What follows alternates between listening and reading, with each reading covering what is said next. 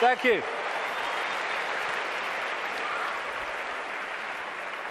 I've changed my smelly shirt for, I think, a very appropriate colour for this last section, actually. Smelt like a wrestler's jockstrap out there, I tell you. Okay, so where now? Well, this section is about the control system coming down. Because we're in a period where a dramatic shift in human awareness and human consciousness is in the process of taking shape. Some people call it the shift, sometimes I call it the vibrational quickening, but what I've been calling it for 20 years, because I came across this in the very earliest days after I met that psychic, that first psychic, I called it the truth vibrations. The first book I ever wrote after that awakening started, because it's ongoing, was called Truth Vibrations, or the Truth Vibrations. Because I came across this awareness. There seemed no evidence at the time, my goodness, that there was a vibrational change in the process of coming. I understand it more now, mind, and we'll get into it, but I had no idea then. And what it was going to do was act like a spiritual alarm clock, and it was going to wake people up. It was going to wake people up from this slumber, this coma that we've been in for so long. And also, my goodness me, as this truth proved to be true 20 years on, that it was going to bring to the surface all that had remained hidden. That the truth was not only coming out, it couldn't be stopped from coming out because this vibrational change was bringing it to the surface. Like I say, 20 years ago, awakening, new consciousness, what? Truth coming out? Oh, you must be joking. 20 years on, my goodness, look at it.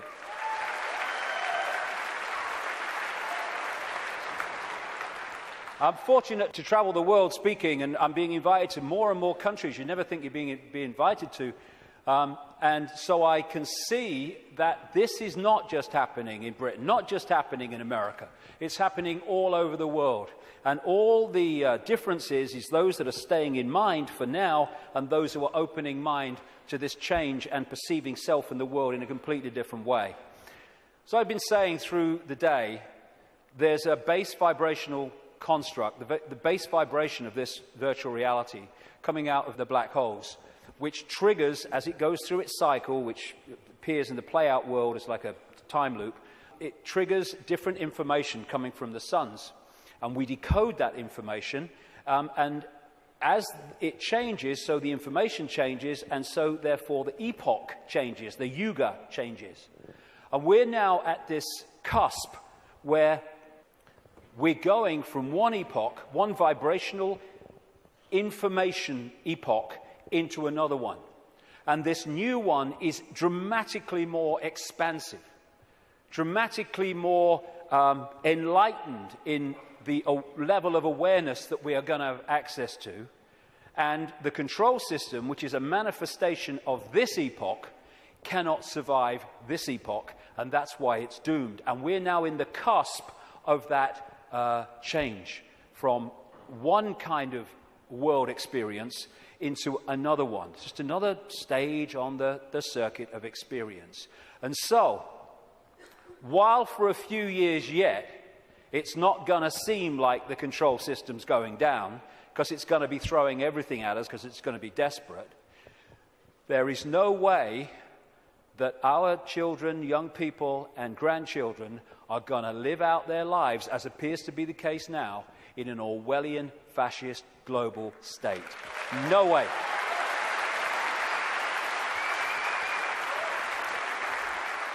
This changing epoch, changing information, is starting to be activated within the Earth grid and, of course, within the human grid.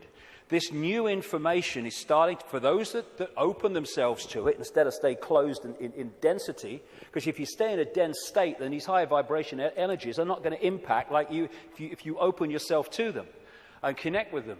But those that are awakening, this new photon information, this more expanded perception, we're starting to integrate it, and we're starting to get insights from it, because it contains information that hasn't been around in this period we've been through. Now it is, and suddenly it's like, oh, I see it now. Oh, I get it now. Why didn't I get it before? Because you're now decoding a totally different level of information that's becoming available, and it's encouraging us, it's pressing us, it's urging us to open to all that is and change the way we perceive the world. What certainly is true is some strange things are happening in the sun. The sun goes through cycles of less activity and more activity, the so-called sunspot cycle, which also produces the solar flares and all that business. And it's kind of quite a predictable cycle of some 11 years, and it goes into a down period, and then another one starts. But what's happening now is that the down period has been bewildering scientists, because the new period, the new sunspot cycle of activity, which will push temperatures up a bit, and these bloody global warmers will go orgasmic when it does, is not becoming active. There is no one, this is something I read in a scientific magazine, there is no one alive today, or nearly alive today, who has experienced a down state of sunspot activity of the kind that we've been through in the last few years. This is where temperatures have been falling. This one is the so-called near solar minimum in January 2005 of sunspot activity, and this was the sun yesterday in terms of sunspot activity. Something's changing, and other things about the sun are not reacting as they normally would. But I suspect that when it starts again, and it will, we're going to see some dramatic activity in the sun. And that will impact upon not just the Earth's energy field, it will impact on our consciousness, our awareness, and things will start to speed up. Because this new information construct coming out of the sun is symbolized by Neil Haig and myself as a lion, as the real human being I symbolize as a lion also. And basically, these truth vibrations are going to dramatically, as we go through these next few years, dramatically affect human perception, human awareness, and human potential as this new information becomes decoded and the awareness potential expands and we access a greater part of all possibility. Another thing these truth vibrations are going to do and are doing is to break that wall, that line of troops on the left brain, and we're going to be accessing more and more of our right brain potential. So our creativity, our insight, our ability for what people would call genius today, it's not, it's the natural human state, is going to more and more expand. We're heading in for an incredible time. It might not seem like it like for a few years, like I say, because these people will be battening down the hatches and trying to do everything they can to stop it, but that is what awaits us. In many ways, I wish I wasn't 58. I wish I was like 28, because I'd like to live through a bit more of this. But I'll have had me fill by the time I'm done, which is bloody well not yet, I'll tell you. So when so as we are impacted by these truth vibrations, because we open ourselves to them, then we break out of these boxes. And these are the people who are not being touched by that yet, but my goodness me, I'm seeing people now change dramatically in no time. I was walking through where I was speaking in Santa Fe last year, and this guy walks past me. He'd flown in from Austin, Texas, and he said, 3 months ago, mate, I thought you were mad. Words to that effect. He said, now I get it. And he got it so quick, and we're going to see this happening. People changing dramatically, and also, as I understood 20 years ago, that all that's been hidden, the curtain is being pulled back. And we're in for some shocks. I mean, of course, what we've talked about today is shocking to most people who have seen the world in another way, but the shocks are going to go on, because what's been going on in this world behind the scenes is nothing like what we think it is. And these truth vibrations, this energetic change, this new epoch of enlightenment and expansion, and people call love and harmony and respect, connection, is going into these dark places, these structures that are held together by low vibrational density, and breaking them up. Not, like a war. It's a new epoch coming. And as the new epoch comes, the energetic change is going to break up the denser structure of society and belief. And like I say, if these guys think, as they do, because they're accessing here, not here, because of their mental and emotional state, that it's a done deal, well, they're in for a bit of a shock. Because, when you've got a dam of water, it can take a long, long time before the cracks appear. But from the cracks appearing to collapse can be a very, very short time. And already, if you look from this perspective, the cracks are appearing. And the first crack is when people say, I've had a freaking belly full of this. I ain't taking this anymore. Then the cracks start to appear. And what we're going to see in the next 10 years is this control system, increasingly as the years pass and these truth vibrations get more powerful, we're going to see this control system come down, because a new awareness is being breathed into this reality, and a control system based on suppression of awareness therefore cannot survive that change. Now, another perspective on why the control system is going crazy now. As I say, they can see down what we call a timeline further than we can when we're in this reality, because they're in another reality looking in. So they could see, they don't know the scale of it because they can't get out here where it's being orchestrated from, and they can get here. But they can get a feeling, and they have had an awareness that this energetic change was coming, and how it could potentially affect the slaves in terms of waking them up. It is absolutely no coincidence whatsoever that it is now, of all times, in this experience within this reality, when these truth vibrations are manifesting themselves and quite demonstrably changing the way people perceive self in the world, that this control system is at its peak in trying to suppress humanity, control humanity. It's absolutely in sync, because this moon matrix can only influence human perception if humans stay within its vibrational frequency, within its hack. The truth vibrations are taking us out of that frequency range, and therefore it's losing its influence on awakening people by the day, as we start to perceive and see and become aware of things that we weren't before when we were connected to the hack. And all these things, destabilizing us chemically through food and drink, rewiring the body genetically through genetically modified food, what they're doing to the kids, the drugs, mobile phones, and all this microwave soup that we now live in, microchips especially, they're all designed to externally suppress or internally suppress, in terms of food, etc., the human body computer, to stop it accessing these truth vibrations. It seems to be, on the face of it, that they're trying to grab more and more control. The truth is, it is a desperate, desperate attempt to hold on to the control they've had thus far. That's what it's about. It's battening down the hatches to stop the control system coming down.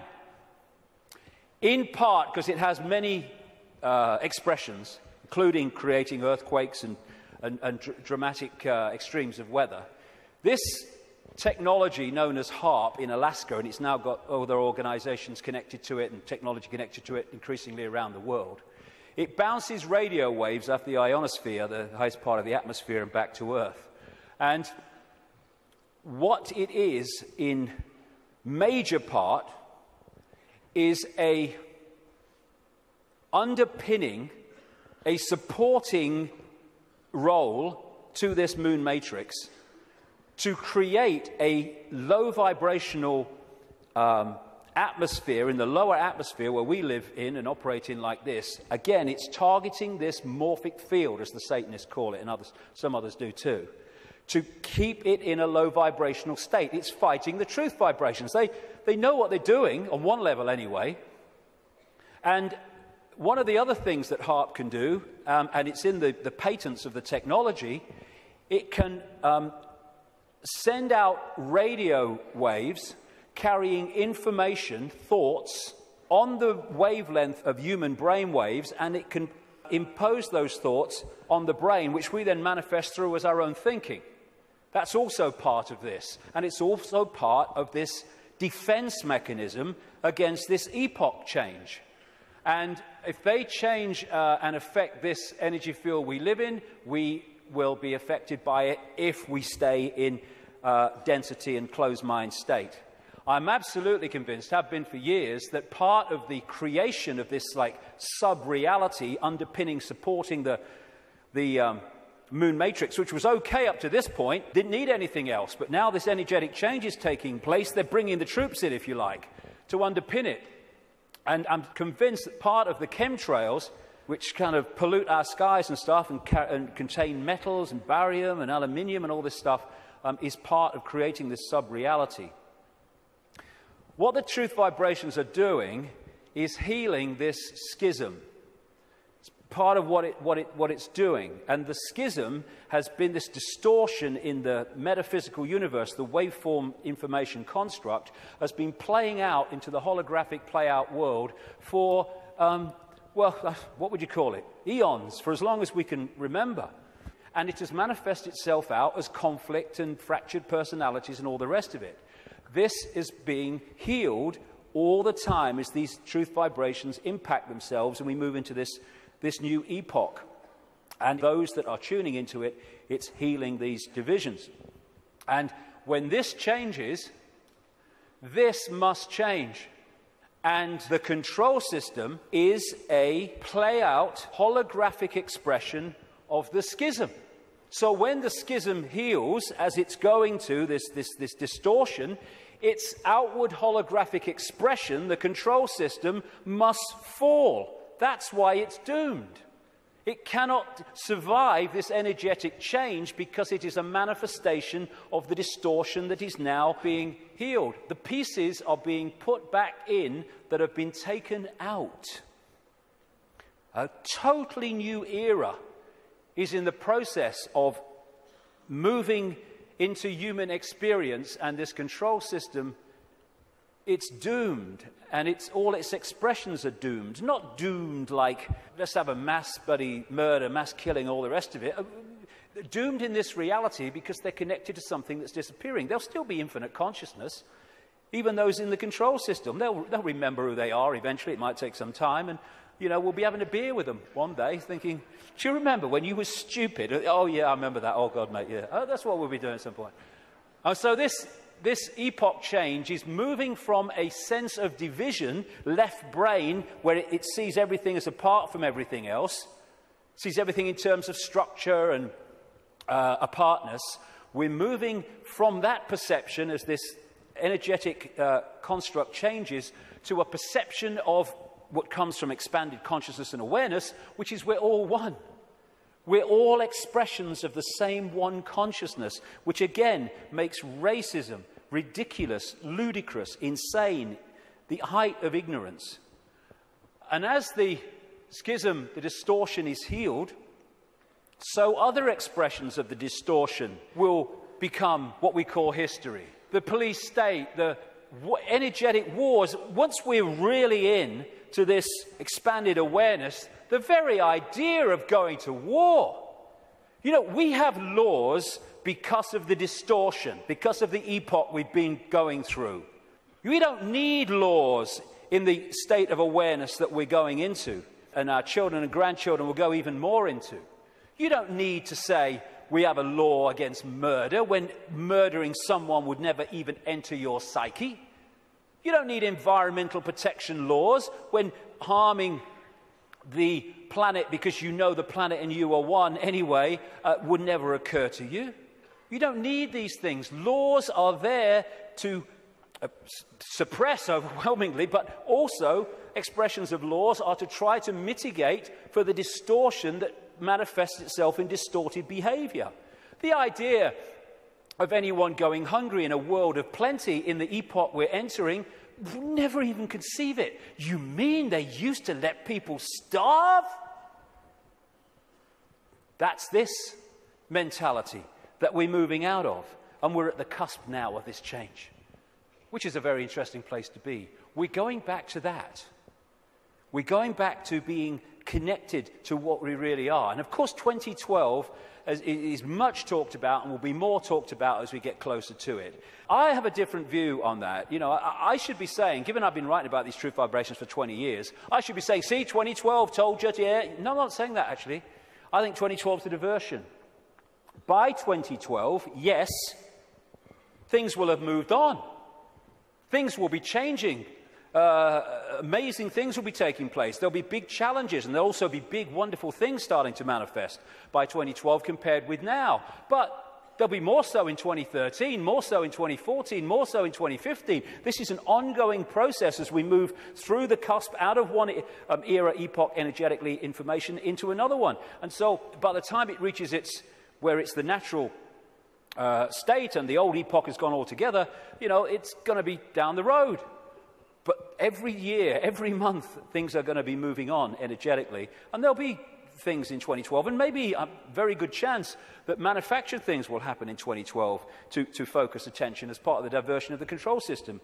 It's quite possible that that will happen. But I don't see 2012 as some epoch-changing year. But there comes a point, and I don't think it's too far away at all, where the tipping point comes in this energetic change, where the irresistible force, which is the truth vibrations, then start to become the dominating state of awareness and perception in this reality. And then we're really moving. And I don't see that as too far away. Like I say, it takes a long time for a dam to crack, but not from then to it collapsing. So we're actually living in like a river of energy that's getting faster and faster in terms of its vibration, the quickening. And what we can do is we can get on the airbed or the canoe and we can go, whoa, what a ride, this is great, that's fantastic. Or we can stand there and try to hold on to the world as it was, in which case we're going to be expending more and more energy trying to hold our status quo, and eventually we won't be able to hold it, and we'll get, symbolically anyway, washed away. And as these truth vibrations manifest themselves and our awareness starts to expand, we're going to be accessing levels of realities that have been denied us up to this point. People talk about the sixth sense. That's nothing compared with what people are going to have as we move into this new era. It's going to be extraordinary. We're going to remember the fantastic people that, and potential that humans once were, when they were aware of who they were, and the world in our heads, in other words, the world we experience, is going to dramatically change. We're heading for a new dawn. Now, this is a phrase the control system uses for their new era, a new dawn, a new day. Well, it is a new dawn and a new day, but ain't the one they think's coming. We've been through this process in the last epoch, and now we're going back the other way. And as a result, this control system must fall, and we are emerging from the abyss, the suppression, and all the rest of it to be who we really are. And that must change everything.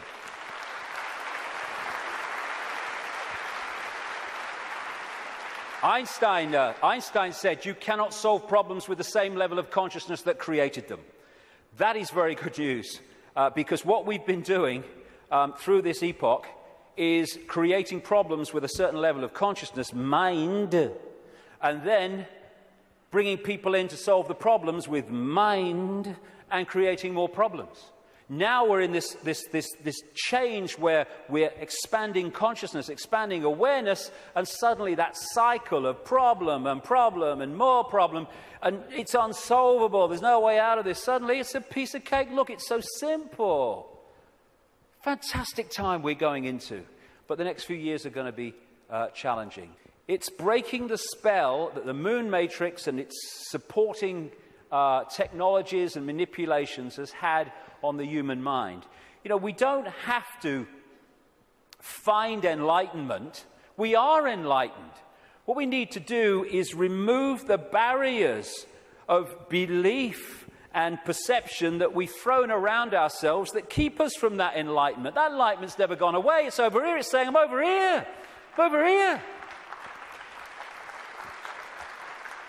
And this is what a major role the truth vibrations are doing, because they're the quickening. They're breaking up these dense energy fields. And as they do, suddenly we're connecting with levels of awareness that we didn't realize.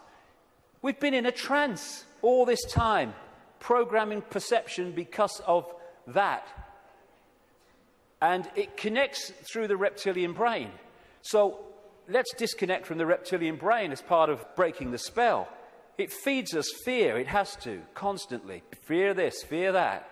Insecurity, anxiety. That's what it's doing to manipulate our perception and hold us in a low vibrational state, therefore the moon matrix.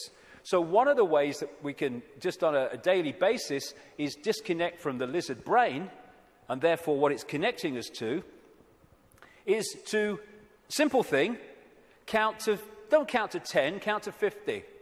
And if you're still wound up and about to hit somebody, count another 50.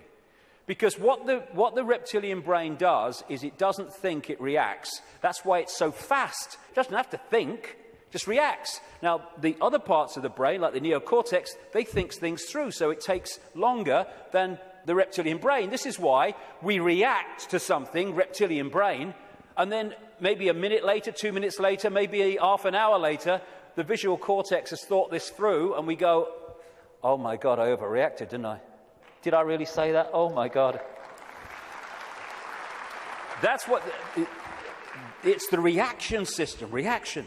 And if we can stop reacting, emotional reaction and all that stuff, because, you know, we're manipulated so much through the reptilian brain reaction system. It's not problem, think it through, do a bit of research, see what you think, discuss it a bit, solution. It's problem, reaction, solution. That whole process of mass manipulation is done through here. So when we're faced with a situation, and I'm talking to myself as much as anybody here, you know, I'm not cross-legged on a mountain saying, hey, here I am. No, I'm talking to myself as much as anyone else.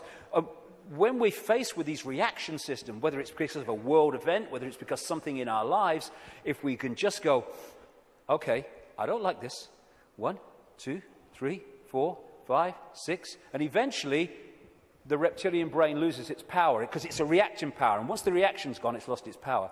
And we can think things through. And if we stop reacting through the reptilian brain, then we are massively disconnecting from the moon matrix. And as these truth vibrations change the nature of this energetic control of the human collective mind, the hive mind that we've been connected to, then its expression, this structured world, the way we work. And, you know, my brother said to me once, what's it all about, Dave? He said, you get up in the morning, you go to work, you come home, you have your tea, you watch telly a bit, and you go to bed. You get up and you go to work. I mean, look at it.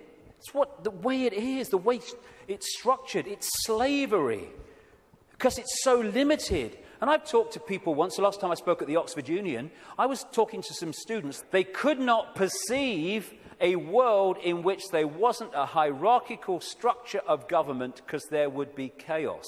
That's the left brain at work. And people, when you think, look, this world is crazy. It's not serving people. People are serving it. That's what we are. We're slaves to a system.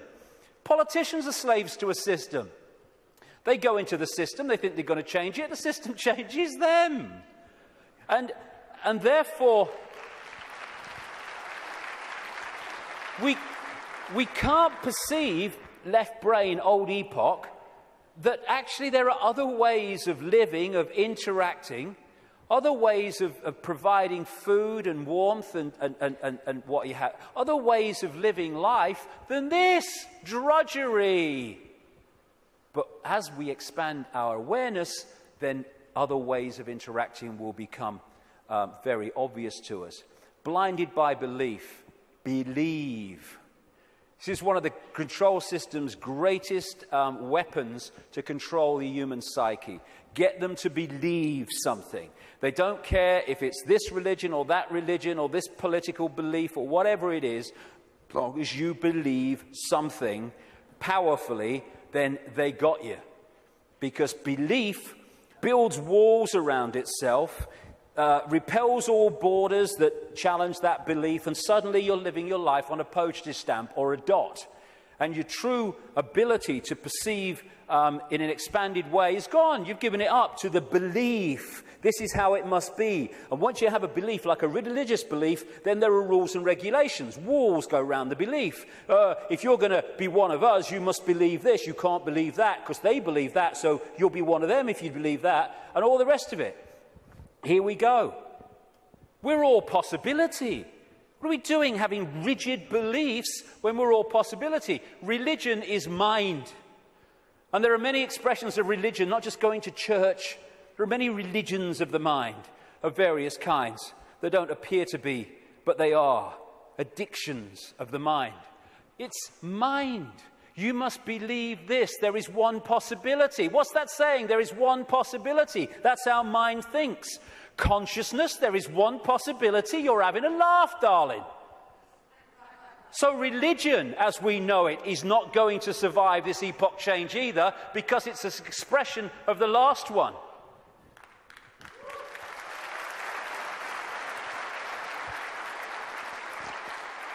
These are people in a hypnotist stage show who've been told that they are religious believers. There's so many religious believers who are like that. There's so many prisons of the mind, religious belief, racial belief. I'm in a different spacesuit to you, so I'm better than you all. It's like being two spacemen on the moon and they're having a bloody argument because what spacesuit is that colour and that spacesuit is that colour and that was made here and that was made there. Mine's superior to yours. It's childish, child's play. And by the way, it's not just white people who are racist. It's a mentality that can manifest through any race. And we have racism all over the world. It's not a racial belief, racism. It is a mental mind state. And anyone that thinks they're superior to anyone else because of their body computer state or color or whatever is controlled completely by mind and ignorance, political belief, self-identity belief. I am Joe Public, I'm little me. All these things will go and have to go if we're going to open up to the truth vibrations, because they are all about limitation, all about little me. And as researchers have shown, when we have rigid beliefs, the brain fires off the neurons in a specific network. And what that does is filter reality, decode reality, in line with the way those neurons are firing.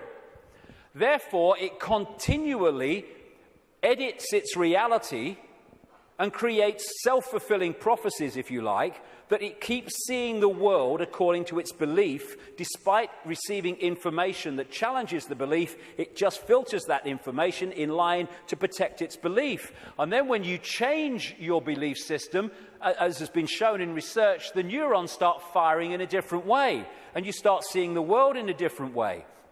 If we can get to a point where we open our minds without belief, we come from a state of knowing, all-knowing consciousness rather than belief from mind, then we open up the range of perception and understanding and awareness well beyond anything you can access if your brain is firing off in this symbolic way, limited by rigid belief, whatever belief that may be.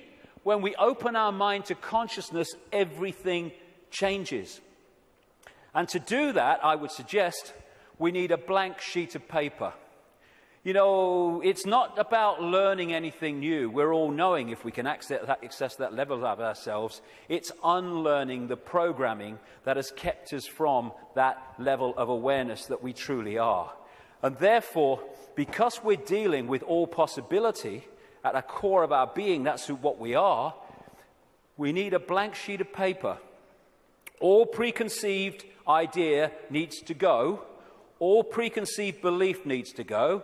and let information, intuitive knowing, decide what we think about things and feel about things rather than preconceived idea.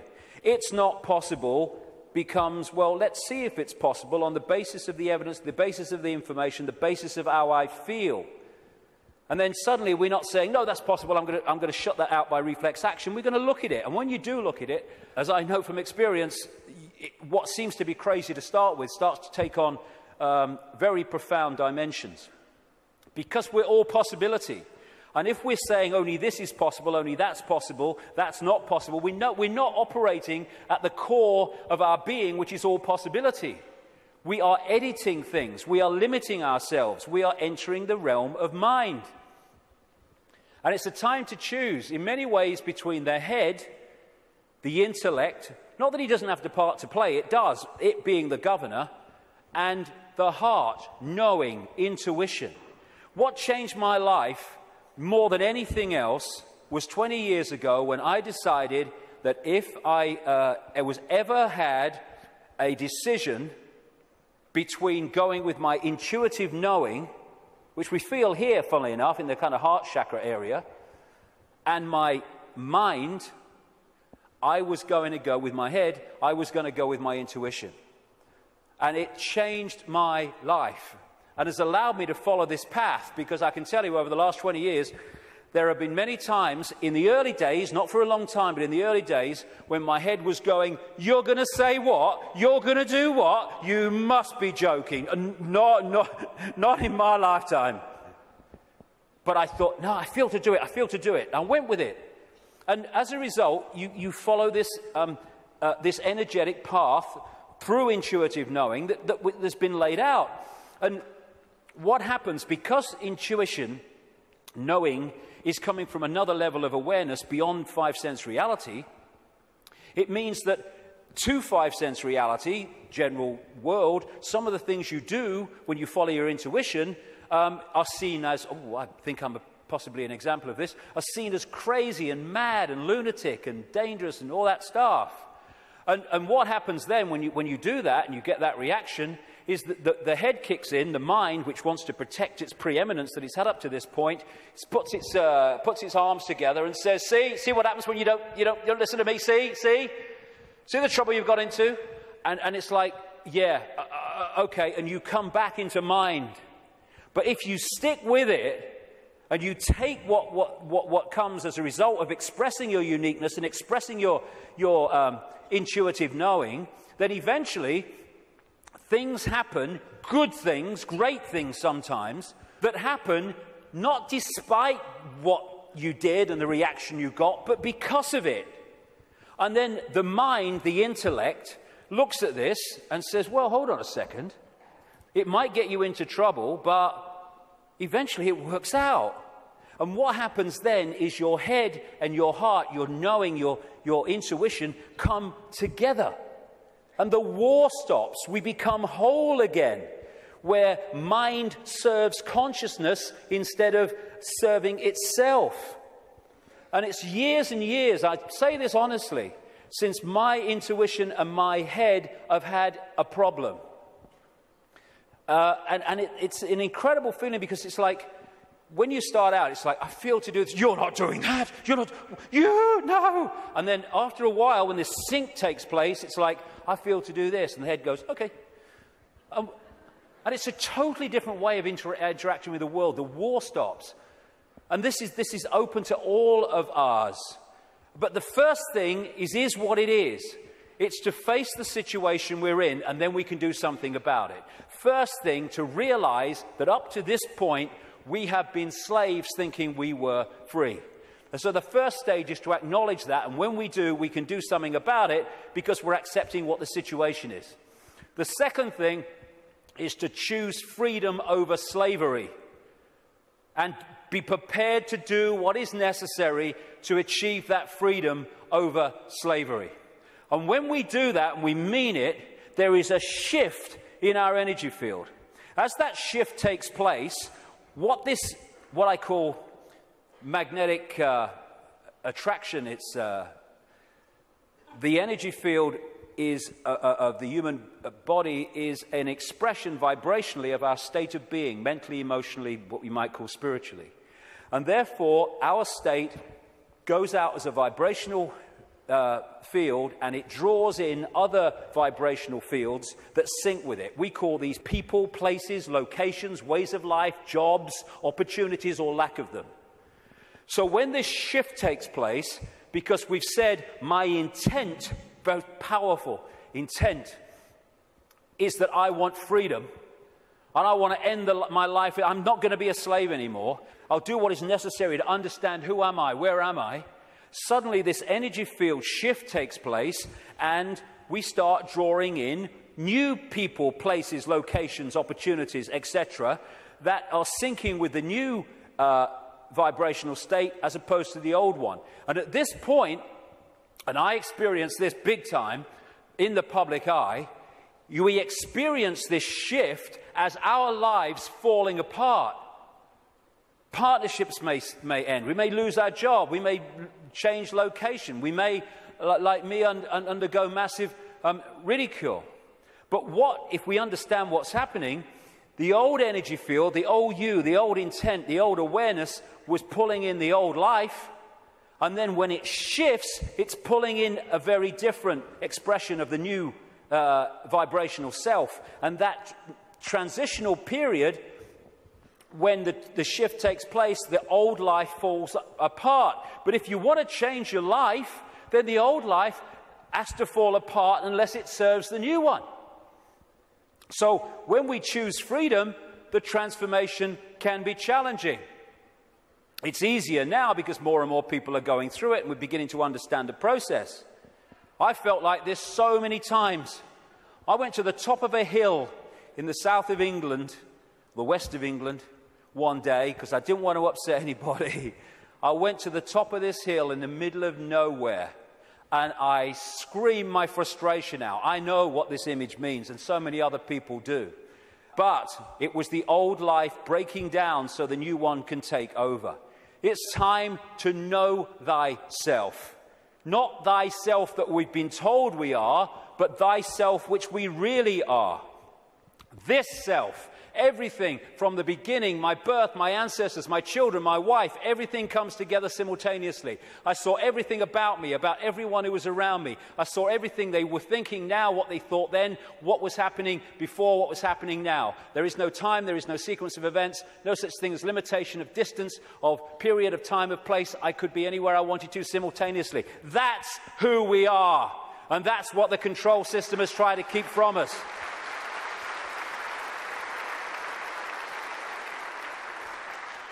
Now, the way to go most powerfully with this change is to stop identifying who we are with what we are told we are, little me. To stop looking in the mirror and thinking that reflection is me, it's all I am. And looking at ourselves under the microscope, that's who I am. And bringing our point of observation from I am David Icke, a personality born in Leicester, England in 1952, to I am infinite consciousness. All that is, has been, and ever will be, can be, all possibility. Infinite love, having an experience through this lens into this reality that they call David Icke. And again, once we take this observation from that observation, there is a fantastic shift in our energy field. And we break up these densities that are holding us in mental and emotional servitude. Everything starts to change when we move our sense of self-identity. That's why the control system wants us in there. It can't cope with this. We have to be in there. Little me. And this is the fork in the road. Are we going to live our lives as consciousness or mind? As all there is or little me? Because that will decide the kind of world we're going to live in. Escaping the box, and it is a box, it's a vibrational box. Getting out of this thing called cognitive dissonance, where we lie to ourselves. Cognitive dissonance is, if people haven't come across it, it's a very powerful controlling mechanism whereby we have a belief about self or the world or a situation, and we're sticking with it. And when we face information or experience which challenges the belief, then cognitive dissonance is that uneasy state when you see that your belief system is under threat from this information or this experience. If this is real, then the belief can't be. And what you do then is you go about these incredible stories we tell to ourselves to convince ourselves that this can't be true, to protect the belief system. Cognitive dissonance can be a good thing if that dissonance leads you to look at your belief in the light of this experience or this new information, and then move the belief in the light of that. Then cognitive dissonance is a good thing. What most people do is try to hold the belief system in the face of this. And there's no greater example than the Skeptics Society. You ever come across them, the Skeptics Society? Bloody hell, they are cognitive dissonance.com, they are. I tell you. I've debated with some of them on television programs and stuff, and one of them, his bum kept bouncing on the seat. He had what they call Vitus dance, is it? My mother used to call it, where you can't stop moving, because he was in such cognitive dissonance, because the information he was hearing was so at odds with his belief system, he was kind of going crazy. And so you get people who come up with these amazing bloody stories to try to explain away why something is not challenging their belief system. So again, part of that blank sheet of paper is letting cognitive dissonance serve us. I'm going to look at my belief system instead of holding on till our knuckles turn white. Also, trying to avoid looking at the truth, because if we don't, we ain't going to change anything. Go beyond being in denial of what is happening in our lives and in the world, and start looking at it as it really is. It is what it is, because unless we look at things in that light, instead of trying to find wishful thinking reasons why actually it's not really like that, we're not going to change anything, because we're going to be in denial that anything needs changing.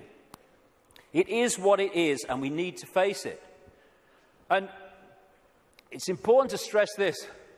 This control system, this reptilian control system in all its facets, is not all-powerful, and it's not omnipotent. It's actually bloody stupid. You know, there's such a difference between being clever and being wise. It's very clever to build an atomic bomb, but it's not wise to do so. There is a difference between the two. And these people are very clever, but they're stupid.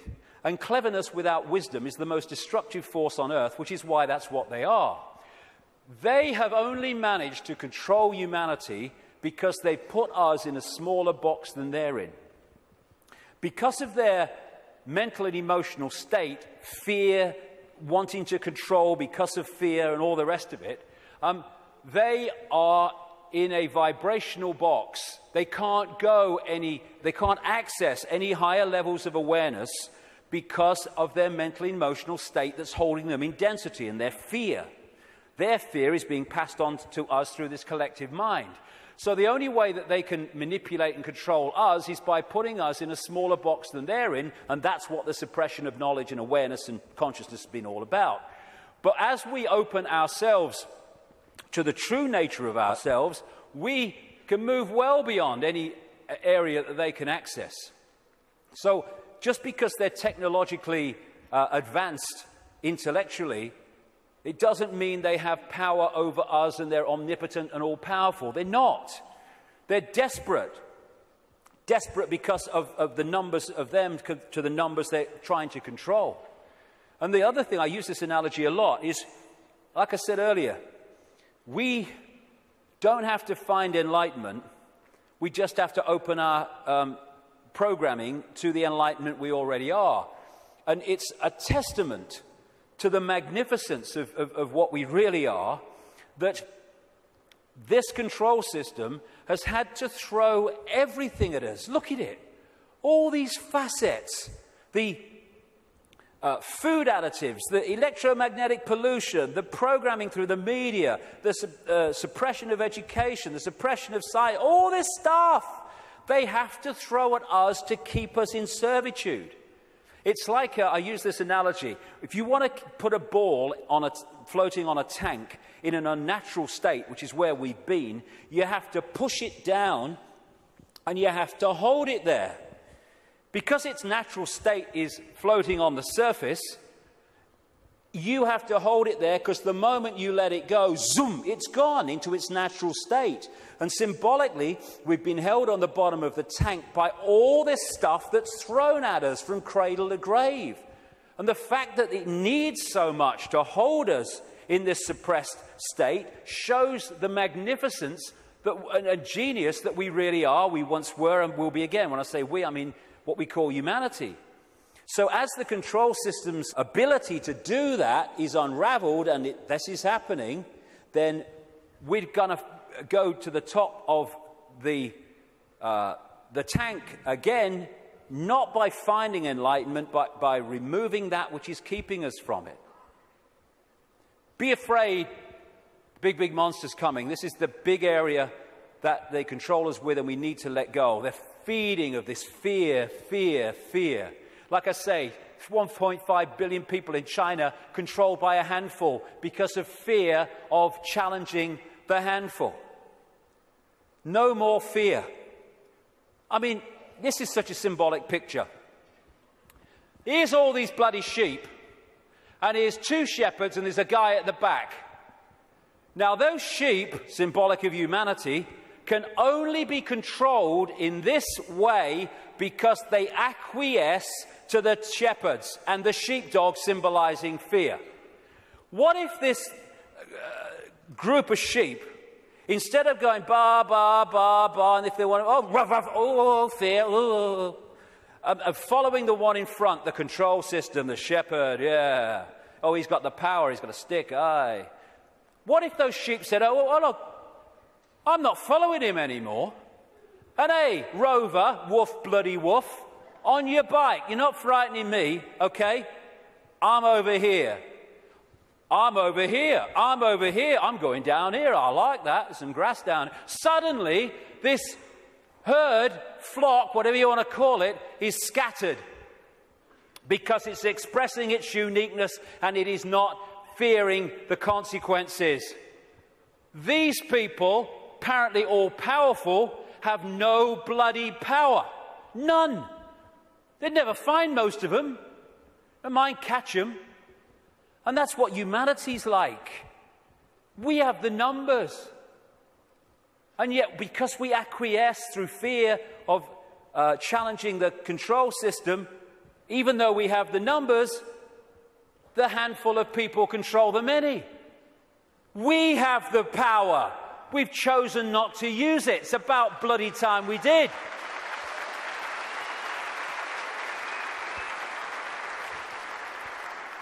God, the answers are there in front of our eyes. The definition of insanity is doing the same thing over and over again and expecting different results, Albert Einstein. Absolutely it is.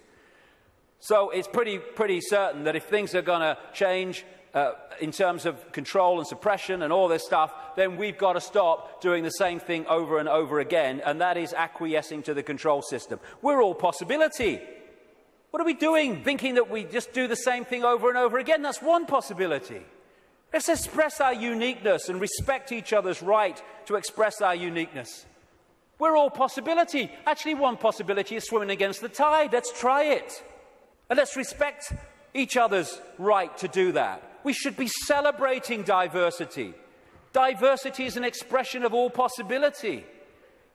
It's acquiescence and conformity that is an insult to all possibility. And yet that's what this system wants us to do, conform. And you know, at least sheep need a sheepdog to keep them in line. Humans have out-sheeped the sheep because we keep each other in line. We don't need the sheepdog.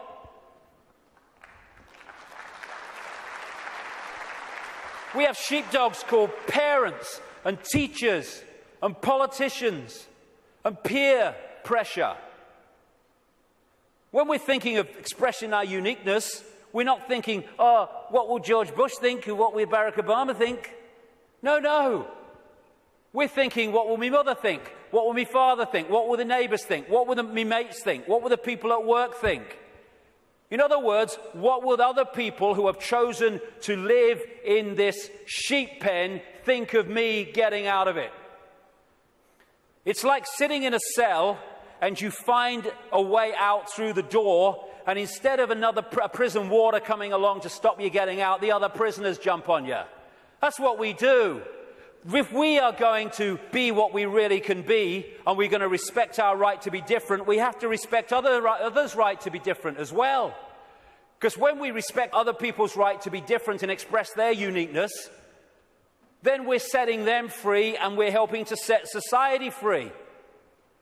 We are policing each other all the time through ridicule, through condemnation. We need to start being at peace with other people having different views and expressing different lifestyles than we do, even if we don't like it.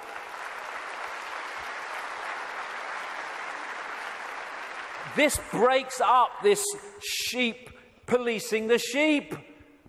There's only a few who in full knowledge are behind this control system, and they have to get the target population to police the target population. They don't have the numbers to do it themselves. I have a simple philosophy on life, so simple. Do what you like so long as you don't impose it on others. Dead simple. That's it.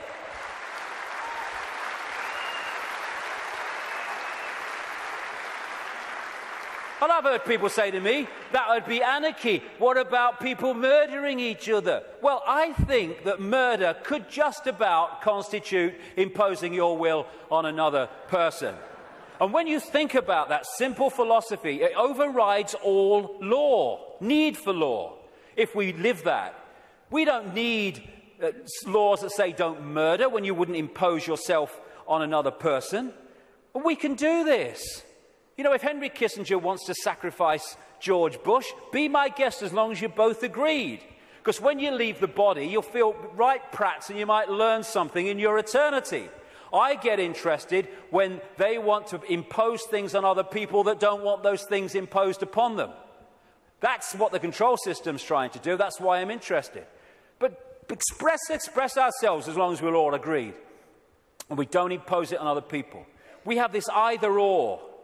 Someone wants kind of a rave or something, and some people don't want to be affected by all the noise and disruption. And so we say, they can have it, they can't have it. It's either or. Any society that was conscious would say, okay, we can sort this out, okay? They don't want the noise, fair enough, understand that. They want to have a party, a rave, a good time. Okay, now, let's find a place where they can have what they want that don't disrupt anyone else's life. So they can have their experience that they want and no one else is affected. Everyone's a bloody winner. This is either or. Someone must win, so someone must lose, so someone could win. Old epoch consciousness. Winner, winner, win, win. That's the new consciousness. I stand upon my desk to remind myself that we must constantly look at things in a different way. You see, the world looks very different from up here. You don't believe me? Come and see for yourselves. And it does. When you move your point of observation, the world looks so different. When we break out of constantly scanning the world from a single point of observation, so everything looks the same. From a higher point of observation, things look very, very different. And we can break out into infinite consciousness. Clear our minds. That's another thing, another layer on the onion. It doesn't matter. My goodness me, how we make things matter that don't matter. And it clutters up our mind, it clutters up our emotions, and holds us in low vibrational servitude. I have a thing I call the deathbed perception. You're lying on your deathbed, well, your body is, you're not, and you've got 10 minutes to live. Tell me, looking back at your life, what mattered. You know, in 2004, when that guy cut you up at the lights, and you got out your car and you screamed abuse, and he got out and wanted a fight, does that matter now? No. Then the trick is to make sure it doesn't matter then. To bring that mentality into everyday life. It doesn't matter. We get het up, angry, frustrated. We worry about things. People worry about going to the dentist. Then they go to the dentist and they go, oh, that was all right. What do you mean it was all right? You've been worried sick for 3 weeks. It's destroyed your life for 3 weeks. You tell me it's all right. It was no problem. It's bringing this.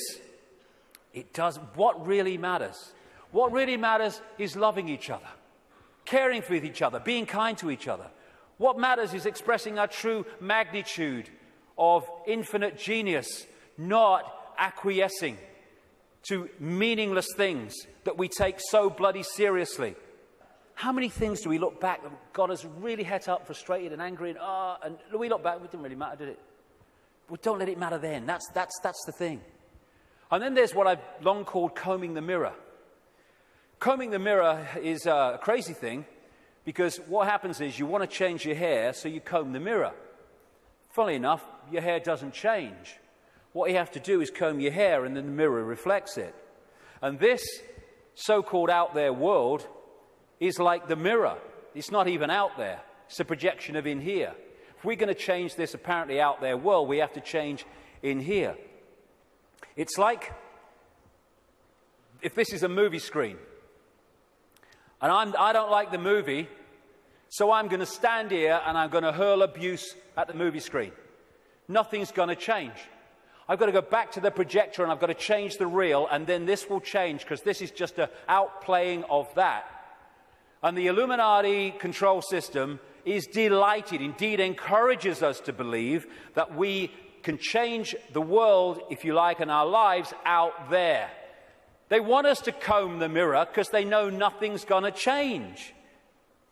This is where things change, and we connect with this at what we call the subconscious mind. And it's in the subconscious mind that we interact with this waveform construct. The conscious mind experiences the play-out holographic world, the decoded world.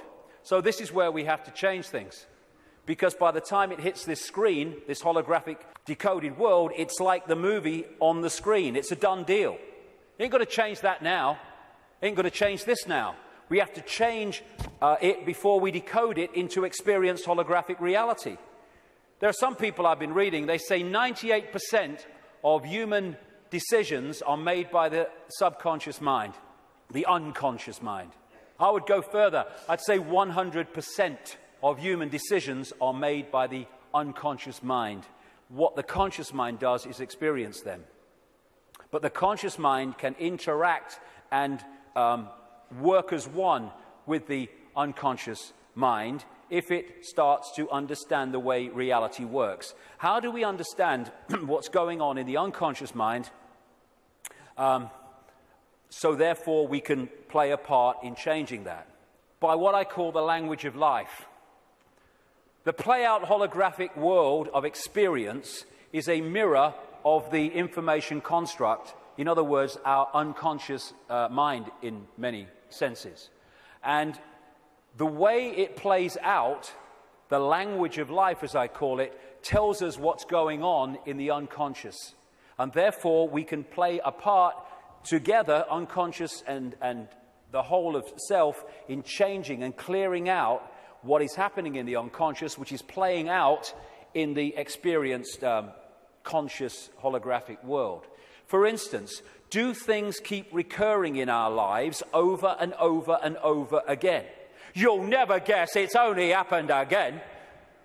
Well, why is that happening to you over and over again and not happening to him at all?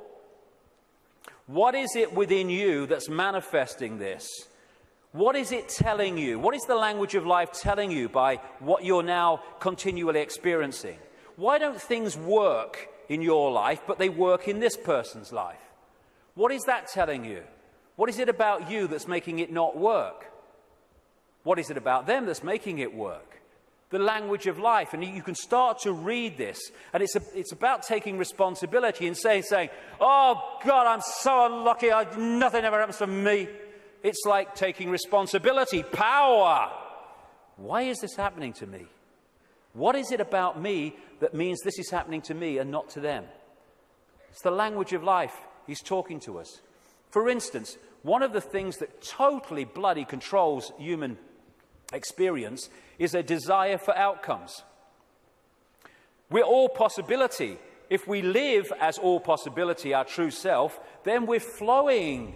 We're flowing with life. We haven't got an outcome because we're all possibility. We flow where we want to go and we flow where life takes us. Once you have an outcome, I want this, then you have pinned yourself to one possibility. And if that possibility doesn't happen, then you're in a state of disappointment. Even though you're all possibility and you can flow anywhere you like, I'm this what I want to be. And it's like a door. And people go through life and they're going, bang, bang, I want to be this. This is my outcome. Bang. And the door's going and life's going, ain't opening. Ain't opening. Bang, bang. Frustration. Anger. Why me? And it gets more, okay, now we're going to put this across the door. And they still go, bang, bang. This is my outcome.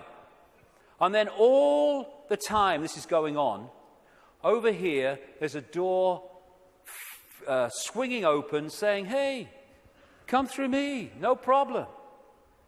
Oh, no, I want to be this. Bang. And we go through life, and the door doesn't open, and that one's saying, over here. But because we have an outcome, it means it controls our life.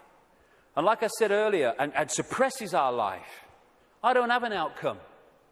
I don't have an outcome. When I get up in the day, I don't have an outcome. I don't have an outcome in my life. I just go where it takes me. Outcomes are limitations, preconceived ideas. Now, intent is a very, very powerful force for change. This is my intent. That energy goes out there, and through what I call vibrational magnetism, it draws towards us what we need to do to achieve that intent. Not when there's an R in the month, and every now and again, every time. So when we have this intent, I want to be truly free. I want to be the true magnitude of how I am. I want to know what's going on in the world. I want to understand this. What happens is that intent, if you mean it, it's not just words, otherwise it's no power at all, then that intent will start drawing to you people, places, experiences which let you achieve that intent. And often they are very challenging, and your whole life, your old life starts to break down as a result of this. And a lot of people go, if that's transforming, no thanks. And we go back to the old life. But intent, if we mean it, is the first stage of transforming our lives from what they are to what they could be. The thing about intent, however, that it's the need to sync the intent with what the language of life is telling us. Because if you sync the intent with that door that ain't meant to open, then you can have a very powerful experience called frustration. Because the intent then is not going to open the door, because it ain't meant to open, because it ain't your journey. I have this thing, flow equals go, stuck equals chuck. Or at least look again at what you're trying to do and how you're trying to do it. It might be how you're trying to do it that's not stopping it flowing. But in the end, life is not meant to be a bitch and then you die. It's not meant to be a series of frustrations and barriers. It's meant to flow. That's what we are. And if it's not flowing, then the language of life is saying something about us. Why isn't it flowing? And interestingly, I've experienced this so many times. I know other people have too. Once you acknowledge what the experience you're having is, maybe one you don't like, is saying about you, you acknowledge it, you bring it to the conscious, boom, there's an energy shift and the problem disappears. The pain in the arse in your life goes out. Because you've acknowledged it, you've read the language of life, and therefore you don't need to experience that anymore and come to that understanding, because you have, and it's gone. Taking responsibility is a very, very fundamental part of this transformation. Carl Jung, the Swiss psychiatrist, said, people will do anything, no matter how absurd, in order to avoid facing their own soul. And not taking responsibility is the absolute epitome of giving your power away. When we say it's all your fault that I'm in this situation, whether it's collectively or individually, what we're saying is, I don't have power over my life, you do. Taking responsibility is taking your power back and saying, okay, I'm taking responsibility for this because I have the power to change it. They're not responsible for it. They're not. They're just the language of life speaking to me about my responsibility. Therefore, I'm not going to play the blame game. This is my responsibility, and I'm going to deal with it. And when we do that, we take our power back and we can change things instead of going through life as a victim of other people's circumstance, which means we're powerless. That's little me. And we ask ourselves, why me? Why am I going through this experience? Well, through the process of vibrational attraction, vibrational magnetism, an expression of us is going out, and an expression of us comes back in the form of people, experiences, locations, jobs, everything. So therefore, what we're putting out is what we're pulling in. Why me? Because we're creating it. Bad luck, good luck, no such thing. Why do some people win? Some people lose. Because some people pull that in, some people pull that in. You get people who they say, you meet them and they say, nothing ever happens in my life. And you say, well, what would you like to happen? And they go, well, I don't know really. Well, I don't know really goes out as a vibrational information field, and what comes back is a life where nothing happens. Why? Because you don't know really. So we're not victims. We think we're victims, and the control system wants us to believe we're victims, because then we will do nothing to change the fact that we're not expressing the power that we have. Why me? Ask yourself, because it's your choice. It's your choice and my choice in the sense of there's not some guy with an AK-47 on some other dimension saying to our consciousness, get in that body or I shoot. And in the same way, once we get in here, we attract what we attract. And when we take responsibility for that, we can stop attracting it. Why me? It's like the Oracle said in the Matrix. You've already made the choice. Now you have to understand it. You didn't come here to make the choice. You've already made it. You're here to try to understand why you made it. And as the message from the psychic 20 years ago said, arduous seeking is not necessary. The path is already mapped out. You only have to follow the clues. We are guiding you along a set path. If we get caught in mind and the limitations of mind, then we can not go along that path. Because mind is telling us, oh, no, you don't do that in this world because you have to do this and you conform and all the rest of it. The difference is that when we make the choice of the path we want to journey on in this reality, in what we call a life, we're doing it from this perspective of perception. When we're trying to understand why we made it, we're doing it from this level of perception. So this sees it on one level, and this is going, I'd agreed to this, you must be having a laugh. Never. Well, this is seeing it in a different light. And it's the same collectively. Why us? Why are we here at this time now as this cusp of change is going on? Same thing. You've already made the choice, now you have to understand it. You didn't come here to make the choice, you already made it. Now you have to try to understand why we made it. Instead of complaining at the situation we're in, and again, this made the choice, this is trying to understand it. Once you break out of this into this, you then start to understand it, because you see what we're experiencing from a totally different perspective. For instance, this sees, in the journey down the symbolic river, this sees the next turn on the river, no further. This sees the whole river from source to sea. So this is seeing an experience in the moment that this is having in a completely different way to how this is seeing it. For instance, you're going down the river on a canoe, it springs a leak. You paddle across to the bank and you sit there and you're angry and you're frustrated. Why me? Why am I so unlucky? And then some guy comes across and says, hey mate, you were so bloody lucky. There's a bloody waterfall around that next turn.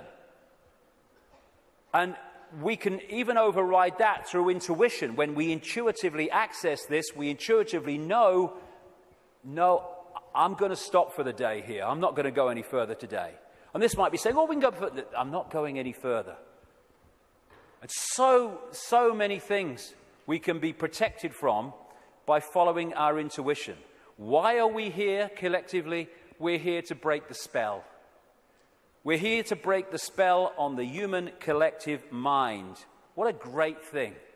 What a great thing to play a part in. To break this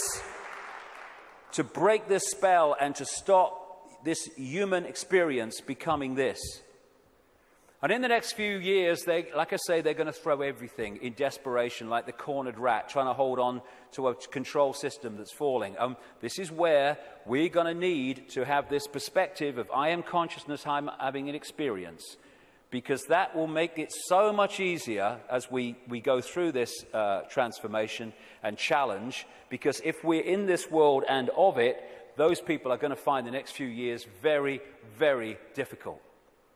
Because they will not have a perspective of what's going on, except everything's going crazy, and my God, what's going to happen next?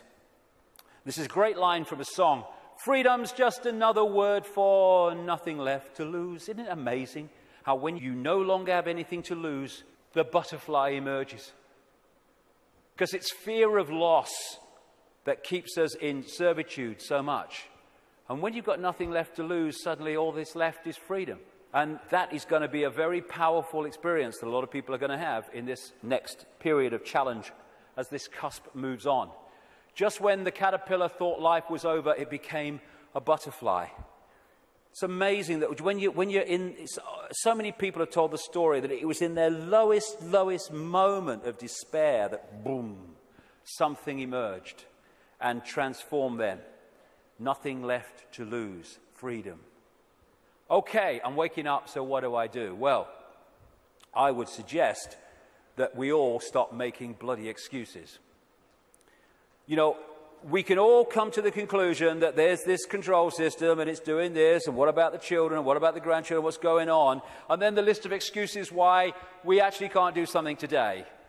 Well, there's a game on, and I've got to do this, and I've got to do that. Nothing is more important than focusing on what is happening, because everything comes from that.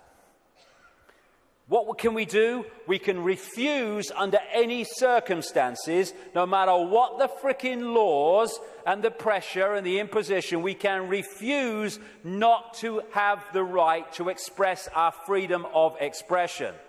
Refuse under any circumstances to shut up.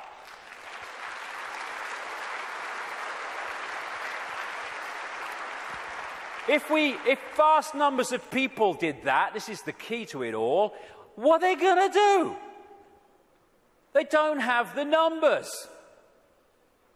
We can stop focusing worship on celebrities and television and fake politicians and even sport. Not that I don't enjoy sport, but as long as it's there, peripheral vision, and not here, the worship, externalizing. And this is the biggest thing we can do. Human race, get off your knees. What are we doing down there?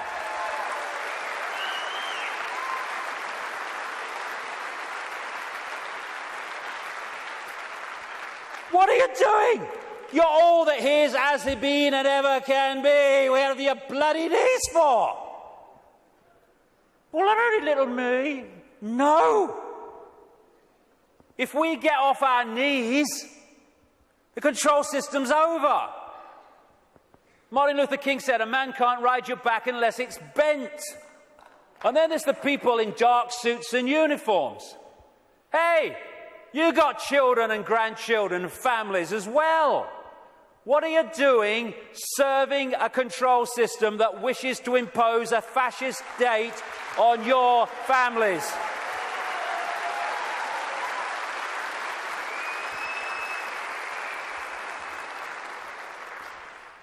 What are you going to say to your kids when the control system's in and it's controlling every facet of their bloody lives?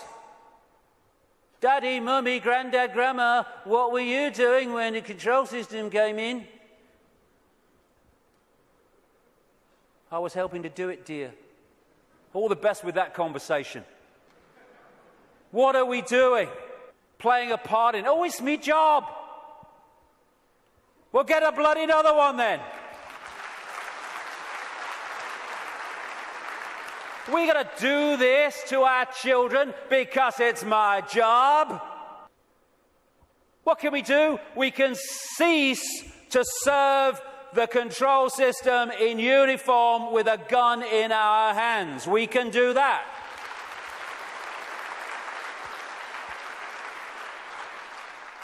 Soldiers are not there serving their country, serving their people.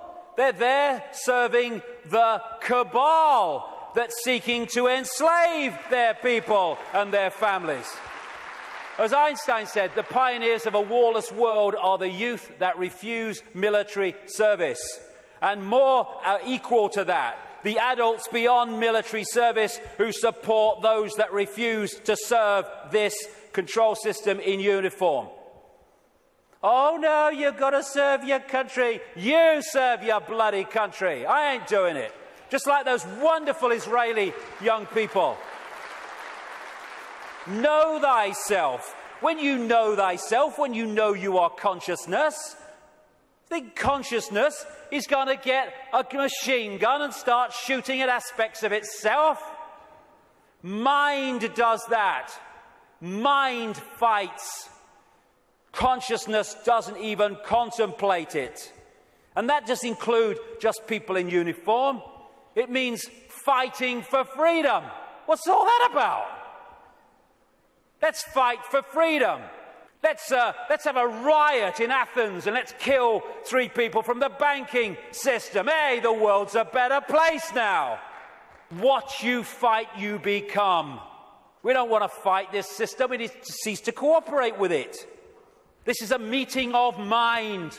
One mind on a horse, one mind with something in its hand trying to do damage. Oh, they're 2 sides. They're one mind without consciousness. Freedom fighters, contradiction in terms. Cognitive dissonance. As Martin Luther King said, the limitation of riots, moral questions aside, is that they cannot win and their participants know it. Hence, rioting is not revolutionary but reactionary because it invites defeat. It involves an emotional catharsis, but it must be followed by a sense of futility. They want people to riot. It justifies more control. Nor do we need to meet this challenge with hate. That's playing away in the stadium we're trying to rid the world of. We don't need to hate these people. We just need to stop cooperating with them. Well, you know, if it's all the same with you, mate, I ain't doing it, okay? No hard feelings, bugger off. And then we've got this, you know, the protest, the mass protest. I do understand that. It might have a part to play. But so many times these protests, they're what I call steam whistles. You know, people go out in big protests with the banners and they kind of feel good about themselves and they go down the pub and say, at least we made our feelings felt. And then what happens? Bugger all. How many people marched in London against the invasion of Iraq, and what happened? Iraq was invaded.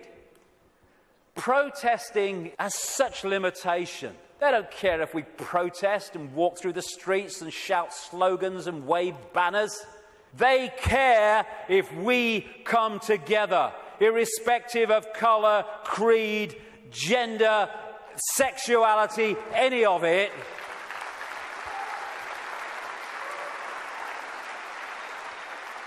Put our differences aside and unite behind what affects us all and all our families.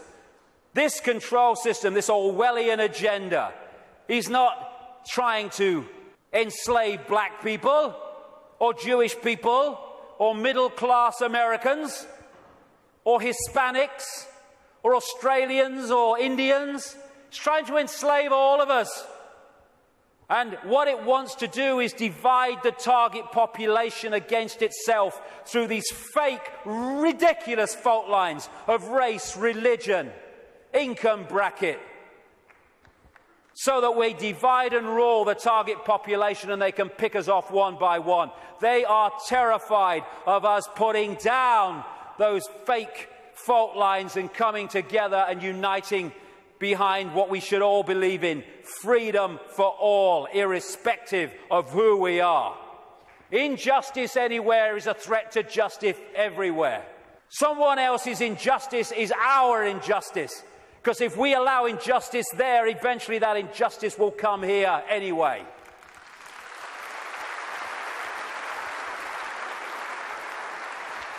In the end, we will remember not the words of our enemies, but the silence of our friends. Silence is consent. Can you hear us now? Silence is consent. Because while we're silent on these impositions, the impositions just keep going on and on and on. By our silence, we are acquiescing, even agreeing to them being imposed. The end of silence, the end of acquiescence. If we want to be free, then don't run and hide. Because you can put your head in the sand and ignorance is bliss, but only for a while. You can put your head in the sand because there's a tornado coming. But the tornado's still coming, your bum's in the air. If you lift it out the sand, take responsibility and face it, you can take avoiding action. Ignorance is bliss with a head in the sand, and then, bang, your ass is spinning up in the clouds. Strength does not come from physical capacity, it comes from an indomitable will. Mahatma Gandhi. Isn't it amazing how true that is? How you can see soldiers in uniform involved in truly extraordinary levels of physical courage and what we call heroism. And yet those same people are terrified of saying boo to another guy in uniform who's got more stripes on his arm than he has.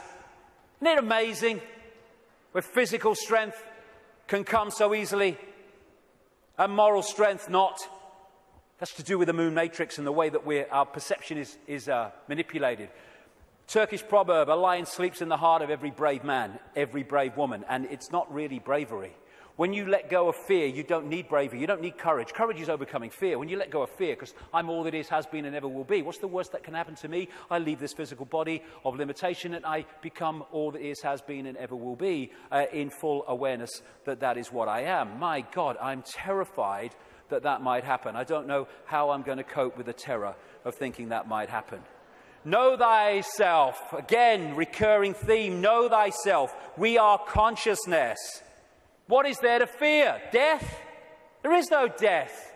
Just putting the telescope down. We can meet this with fear. Oh my God, the police state!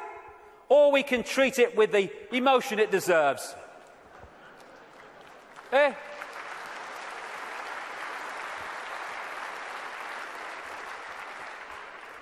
What we have to do is comply. Compliance! That's what we have to do. Because if we don't comply, the control system's in desperate trouble. So it has to frighten us into complying for fear of not complying and the consequences that come from that. Well, hold on a second here. There's something about this that ain't right. When we look at this structure, we look there for the power. But why is that there? Because these silly sods are holding it up there. This is the power. They have to persuade them that they have the power, so they don't take the power to bring that crashing down. Fear of bringing it down through fear of not complying. Once we step out of the pyramid and refuse to cooperate with it, no violence necessary, by the way, then the pyramid starts to collapse because we're holding it together. It's a house of cards. That's all it is. Oh, it's the control system. It's a house of cards. Simple thing. People are being fined ridiculous amounts of money for putting their wheelie bins out on the wrong day or too many inches from the bloody curb. And people go, I don't know, what's the world coming to? It's the big brother state, innit? And then what you going to do? What time's that game show on, honey? Terrible, a bloody thing, I don't know. What? What's that going to do? Don't tell me that's Big Brother. It's little me that's causing that, not Big Brother. What if thousands of people, when someone is fined that money for that ridiculous thing, and like I say, they're just giving us more and more ridiculous things to see how much we'll take before we resist, and when we don't, they give us even more ridiculous things. What would happen if when someone is faced with that fine, thousands and thousands of people in that area put their wheelie bins out in the wrong place on the wrong day, week after week after week after week?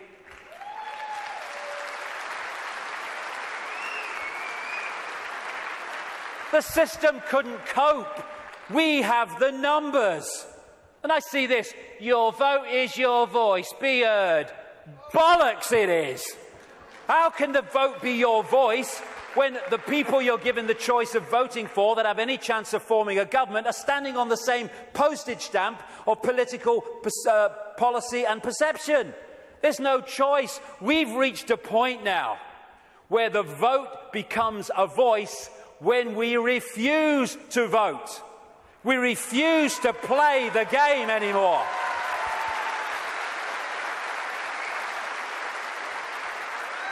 What would have happened at this recent election, this farce, if tens of millions of people had said, we've had a bellyful, we're not voting, it only encourages them?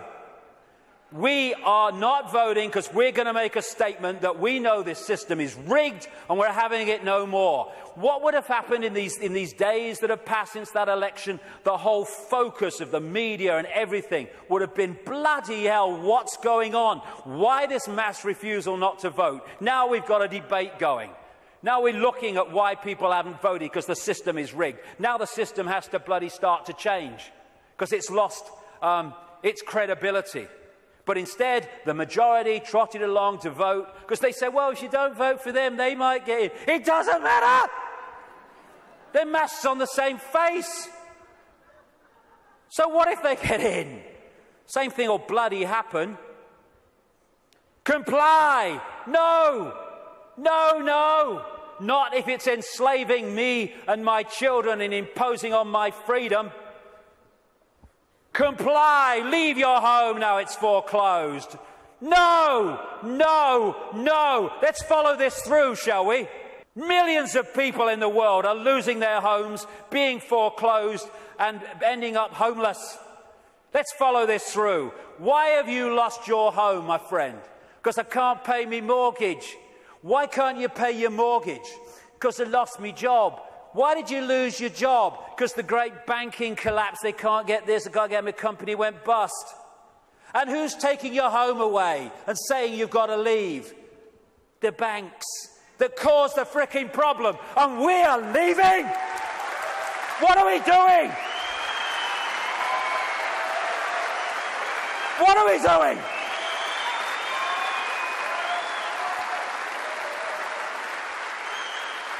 No, we won't leave when the banks have caused the problem and now they're telling us to leave to take the assets. No, we won't. And people who are not being foreclosed need to support those that are. We're all in this together.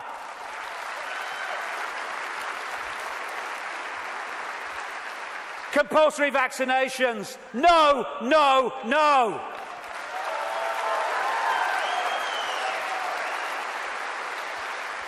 You must do what we say. We have changed the law. Not if you are imposing on my freedom and my rights to be a free citizen with a free voice. No, no, no. What are they going to do? They come out of Downing Street, whether it's Clegg and his mate bloody Cameron or it's bloody Obama or whoever it is in America, and they say, we've had a discussion and this is what we're going to do. What if vast numbers of people say, well, we ain't doing it? They have got no power whatsoever. Their power comes in our acquiescence. Oh, but you can't defy the law. Okay, let's follow this through, shall we? By the way, while I'm talking, put your arms out and I'll put the handcuffs on, because that's what you're telling me. What you're telling me is this. We have no say in laws that are passed. And then we have to obey those laws. Well, okay, forget freedom then. Okay, what if they passed a law that says, we take your children away? Would you obey it? Well, no. So there is a line then. There is a line. It's just, where is that line? And if a law does not respect human freedom, it does not respect human justice, it doesn't respect fair play, we should not be acquiescing to those laws. We should be refusing to acquiesce.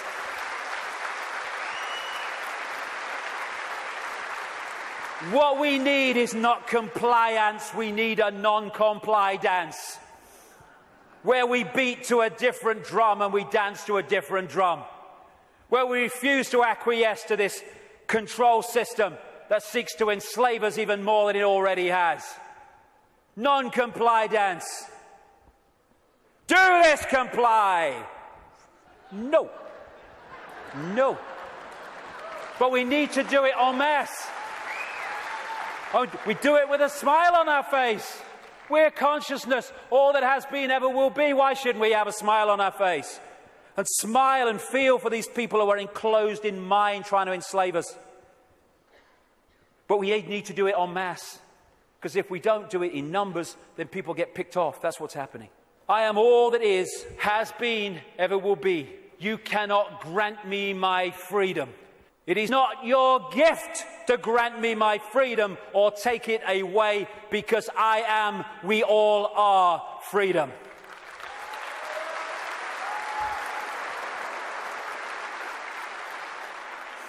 Put another way,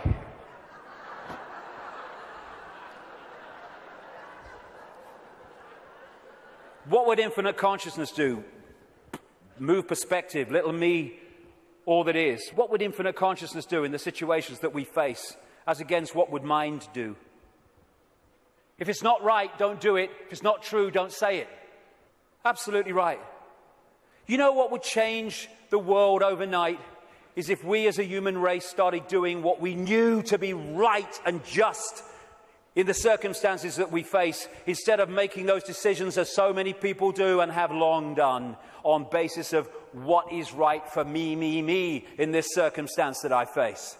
Okay, the just thing to do might not be in the moment the best thing to do, but it's the just and right thing to do. And if we started doing what we knew to be right when we're faced with these decisions, as opposed to what we perceive is right for us in the moment, although doing what is right for us in the eternity, then everything would change.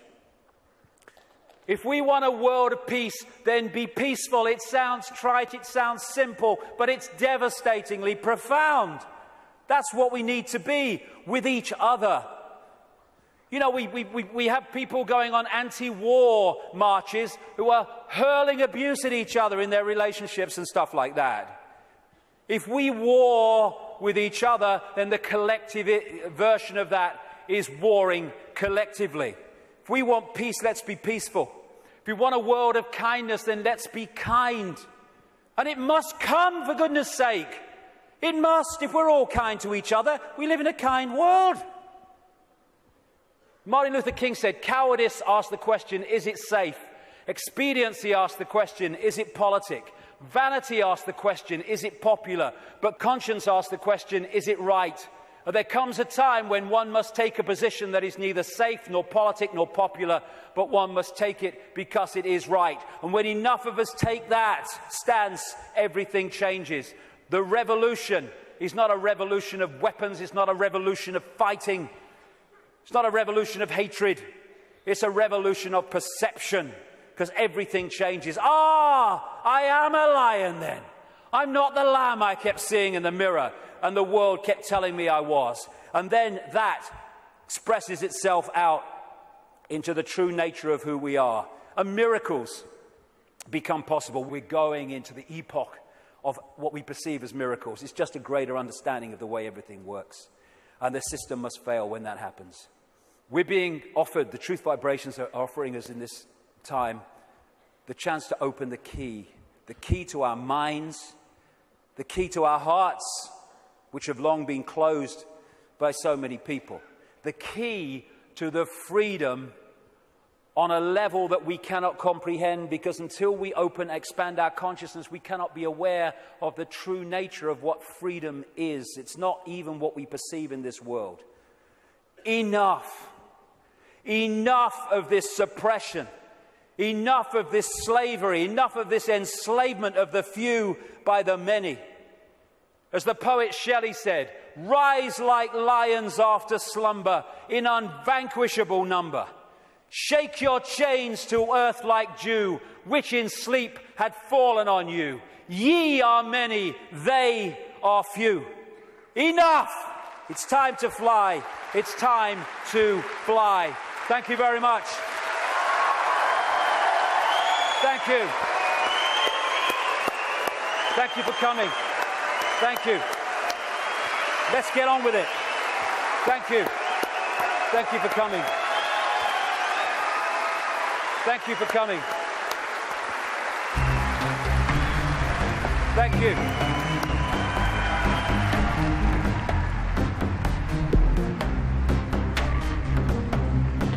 I've waited for years to see him. I've seen his DVD years ago, Brixton Academy. He's a legend. I think I fucking love him.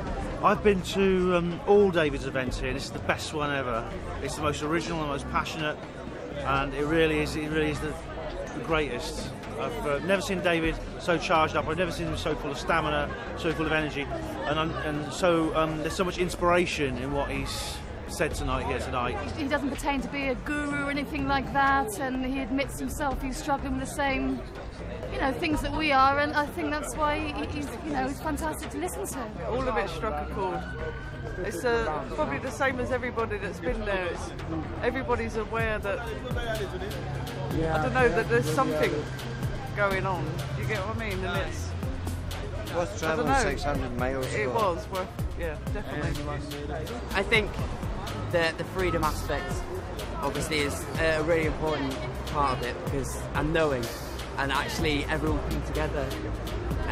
But I mean, I've been following David Icke for a couple of years now. It's kind of opened me up. So what I thought stood out for me is that there was a lot of detail that David Icke gave that's not out in the public. It's not open knowledge. Some of his talk was a little controversial, I thought, but it was still on point of what he was saying. Everything seemed to lead up to one big crescendo at the end, which pointed every direction, no matter what field, race, color, creed you were from. It all pointed in one direction. So unification is the bottom line. I liked the way he ended it today. It was particularly good for me. He was much more, like you said earlier, he was much more animated today, much more kind of really get up off your knees, do something, make decisions about things in your life, more ethical decisions. I think that was great. That was difficult for me, but it's great. David Icke, live him.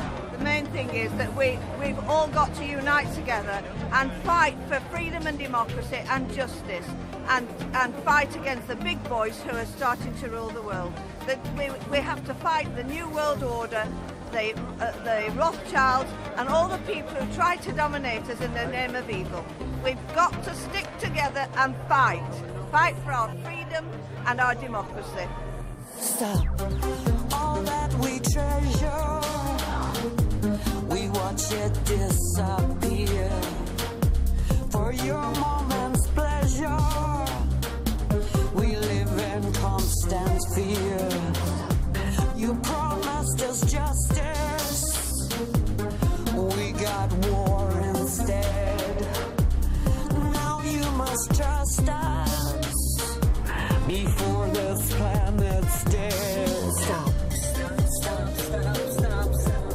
Doing nothing.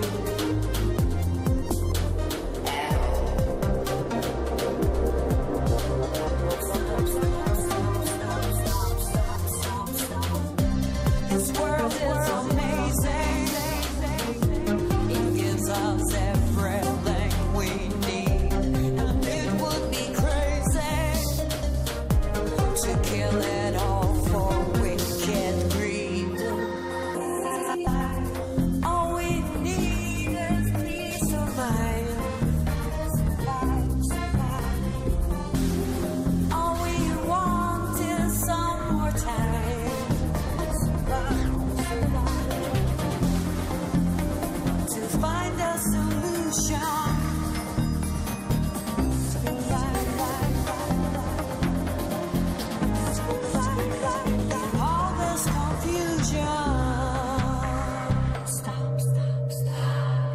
Do